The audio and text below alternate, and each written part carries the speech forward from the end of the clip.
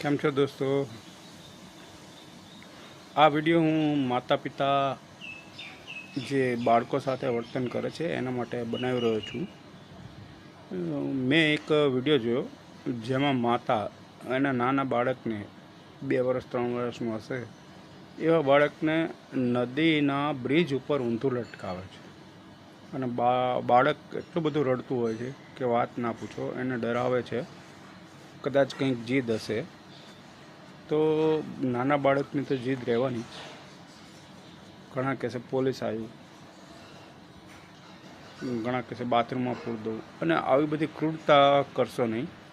કેમ કે બાળક હંમેશા આજનું કાલે ભૂલી જાય, કાલનું પરમ દિવસે ભૂલી જાય.